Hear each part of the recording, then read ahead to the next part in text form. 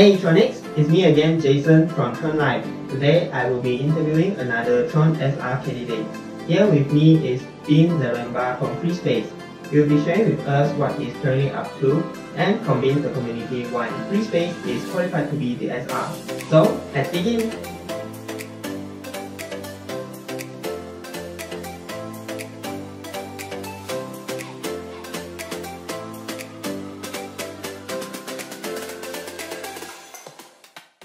I'm Jason from TronLive. Before we begin this interview, can you give us a brief introduction of yourself and let us know what you do in FreeSpace? Sure. Yeah, I'm the owner and operator of FreeSpace. We're an IT networking company, and my background is I have my education is I have a Bachelor of Science in Mathematics from Penn State University, and I'm a TRON investor first, and we're an SR candidate second. From the details that we have gathered, you started entrepreneur at a very young age. Yeah, I did go to college, but I ran some businesses while I was in college. So I started my first business when I was 19, but that was not in the IT field. I didn't get into the IT field until after college, and that's when we started two companies, Technology Blueprint and FreeSpace, in the LAN/WAN networking field. From an IT and networking firm, can you let us know why does FreeSpace decided to join TronSR? Well, that's a great question. So the reason we like Tron is because certainly the technology. We at FreeSpace, we really like to be on the cutting edge of technology, so we're always learning. And about 12 to 18 months ago, we really started getting into blockchain and researching different companies. And without question, the Tron partnerships, their technology, certainly the leadership and vision of the leadership team all stood out. And a lot of people in blockchain are either sysadmin or developers, and we felt like our networking experience fit better with the SR model rather than trying to develop wallets or blockchain monitors. That's not our skill set. So we want to give back to Tron and the blockchain community as much as possible, and we felt like we could best do that as SRs. That's good to know. In one of the posts you share with us, you talk about the 4 big factors with SR models. Can you briefly explain to us, and why do you think it is important? Yeah, you're probably referring to my Reddit post that was the economics of an SR. And I outlined like kind of 4 key things that as a Tron investor, I would look at in an SR. And the first and most important is profit. It's a double-edged sword. We have to be careful that, our SRs just aren't in it for a big coin grab and, pocketing all the money. But on the flip side, we want to attract the best and brightest people in the world to work on the Tron blockchain. So we have to make sure that the financial models that we put in place allow them to be profitable to attract those people. So, that's a difficult analysis to do, but that is a key point. The second point would be the technology, right? You have to be skilled in the technology. If you can't run the network, then right off the top, that should be disqualifying. And then the third and fourth items that I talk about, they're really, in a way, the same. It's about the community give back, right? So it's very important as a public blockchain and as SR representatives, and it's a voting position, right? So we have to give back to the community. But there are several different ways to give back to the community, and the most commonly known is to just give voters back part of the SR rewards in the forms of tokens. And this is a great way because it does show that as an SR you care about the community. But there's another way to give back, and we feel like this is the one that we mirror. We want to spend every dollar of our SR returns or rewards on one of 2 things. It either keeps the blockchain running or it increases the price of TRON. And so there's different ways to do that, and maybe we'll talk about that later. But those are our focus on the rewards, and those are the 4 key things I think anyone should look at with any SR candidate. Thanks for sharing this in details. You also talk about how people make mistakes by simply dividing 1 billion TRX by 27, which is the number of TRX rewards divided by the numbers of SR. This is one of the things that many people overlook. Can you elaborate on this so the community gets an idea of how it works actually? Yeah, this is another great question and point, because I think it has a lot of both SRs and voters a little either misinformed, or they think there's a lot more available funds than there might actually be. So you stated correctly, there's a 1 billion rewards or TRX rewards that will go out to the block producers on an annual basis. That's amongst all active block producers. And you're also correct that there'll be 27 active block producers at any one time. But 27 is not what we want as a community. We need more than that. 27 is our starting lineup. So just think of a sports team. You know, the people that win the championships have deep benches.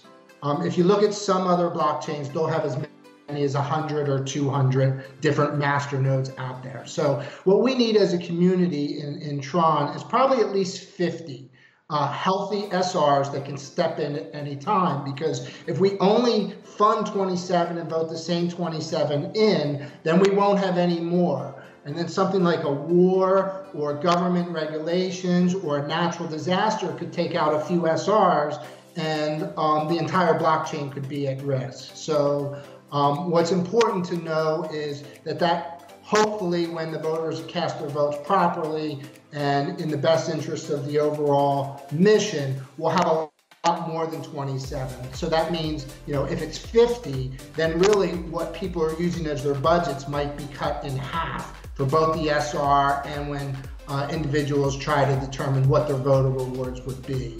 So it's a great point. Thanks. This is something that SR need to plan carefully. What can Free Space do specifically to help the growth of TRON? Can you share with us your short-term plan?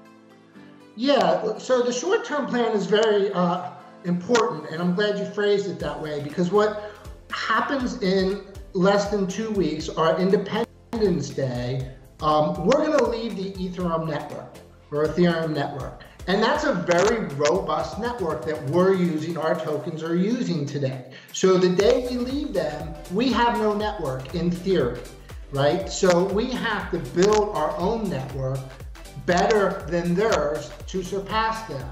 And so that network today, you know, it's not part of TRON's internal budget. This is what the SR's job is to build this network. And so this is what the SR rewards are for.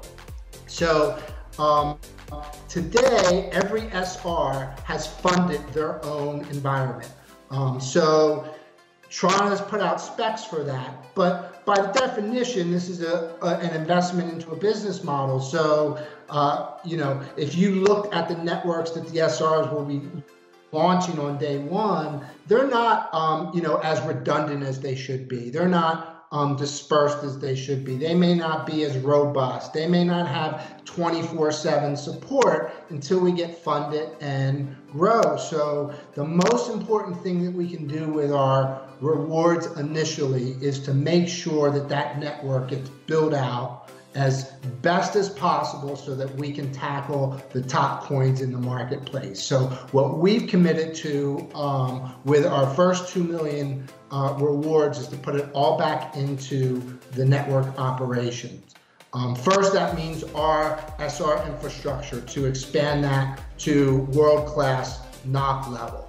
But beyond that, we want to grow the network expertise in the TRON family. So we've put a program in place that we're going to be offering internships, doing best practice documents, we're expecting to launch a program called TRON around the world. And we want to find all the engineers around the world that either didn't make the SR vote initially or couldn't afford to put up their own server and ISPs, and we'll use our rewards to fund that, so that TRON has nodes all around the world, and we have a mission to create a block in every country in the world for TRON. And then finally, we also need to put up a test network. Today there's been some TRON test networks up, and the master or mainnet is up. But it's been very hard for individuals to get in there and test their own skills because TRON is using their internal servers to test the software. So this is where we partnered with some other SR candidates that are very qualified and are also of the same mindset of us of giving back to the community. So a group called Crypto Chain, Crypto Guy in South America or South Africa, Sesame Seed Community Node. The 5 of us are launching a test net, so after we go live, other people, like we said, around the world can learn and get on TRON and build blocks and prove they're ready to be SRs. So that's our short-term mission of the 2 years of certainly the 6 months of the Exodus phase of the TRON blueprint, and then through most of the Odyssey phase, which is the next 18 months. That's good to hear. What about long-term goals for free space? What will you do differently when there are more resources available? And that's the key point, more resources, right? So, the cost of the network, we've put out a very detailed budget on our TronScan page, and maybe you guys will put that on your TronLive page. And the network to run is sort of in a way, it's not fixed, but certainly it's the first cost, right? So there's X amount of dollars that we need to invest in the network first to keep it growing and running. But as the price of TRON rises, as an SR, we get paid in TRX, not in dollars. So that means our revenue will increase, but our expenditures won't increase as fast. So without question, there will be excessive revenues that come in, and that should be shared back to the voter. And that can be in the form of rewards. I like to think about it as a maturing, like a stock or a maturing growth stock. If you look at the biggest companies in the world today and in the past, Nike, Microsoft, Amazon, even UPS, when these guys had their initial public offering, they didn't start giving their shareholders dividends, because that's not a growth stock, that's not a growth plan. They reinvest it back into their company to grow the company, and then as they mature, like companies like Exxon and utility companies, that's when the dividends come in. So we plan to implement the same process with our SR candidacy. Awesome. Will you have any future activities specifically to promote this TRON SR event and let more users know about free space? Yeah, so this is another great question and a tough one. And, my answer to this is probably not good for free space and may not get us voted. But, if you remember earlier, I said we will only spend our money if it meets one of 2 criteria. Okay, we consider our rewards like taxpayer dollars. We want to spend it either to increase the price of TRON or to improve the security and the functionality of the blockchain. If we have a bunch of SRs that are marketing ourselves against each other just to get votes, that doesn't help the price of TRON. That might be self-serving to us as an SR, and if we don't do that, we might not get elected. So I understand that, but fundamentally, we have to stand on principle here. Because think about it, if there's 50 SR candidates and they all spend 10% on marketing themselves to get votes, that's like the 5 SRs being funded completely, that we're just flushing that money down the drain. So we will not invest in that type of marketing. Now, that's different than following TRON's lead, right? TRON has a marketing plan for how to grow TRON and the business. As an SR, absolutely, it's our job to help disseminate that marketing strategy and that information. But we won't be campaigning of why free space is better than another SR, because we don't think that's a good use of funds. Oh, and let me add one last thing to that. We also think that it's important that voting is frictionless to the Tron investor. So if you have 50 SR candidates, it's hard enough to try to find out what's going on with them and what they're all doing. If they all have different websites, different Reddit pages, different marketing plans, I mean, that's not fair to ask the voter to do all of that research. And the end result is we have uninformed or uneducated voters. So where we are putting our information out for the voters to find out are only on two places: tronscan.org and with you guys, TronLive, because we feel like that is a central platform that the investor goes to one place and can find out about all of us. So for example, if you guys would like to host a Q&A or a live meet with us and 10 or 15 other SRs, and we can give all the voters information about all of us in one place, then we would absolutely participate in that. I think it's good this is brought up front. In general, why do you think Tronics should support your team? What incentive does the community have? That's another good question. You got them all lined up. So in our research, and doing what we had to do to get our candidacy ready, of course, we learned about what a lot of other candidates were doing. And I would say there's probably two things that we fit, or holes in the ecosystem that make us very valuable to the Tron investor. The first is our expertise. And I don't mean that we're smarter or more experts than others. I mean our area of expertise. Most of blockchain experts today either come from a programming background or a server admin background. We haven't seen very many candidates that bring networking expertise. So again, we're not going to hold that close to the vest. We have already shared our network diagrams, our network strategies with other SR candidates, and we want our expertise to be used by all SR candidates when it comes to networking. Just like someone that might be a programmer will hopefully give us expertise in that area that we may lack. So that is important. And then the other thing that we do is we notice that most of the candidates seem to fall in one of two categories. Either very large organizations that may have a large investment in Tron and even be able to vote themselves in. And this is great because, of course, if they have a large investment of Tron, they're going to be looking out for Tron's best interest. But they won't be holding to the average voter. And then the other category we saw was a lot of mom and pop operations.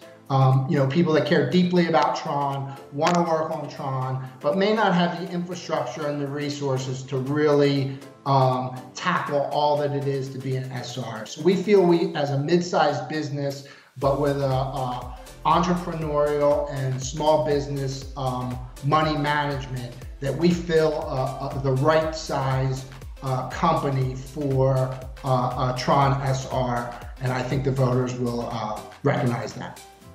Well done. You have this nicely summed up. Before we end this interview, is there any last word you would like to share to the community? Well, yeah, let me just summarize our mission.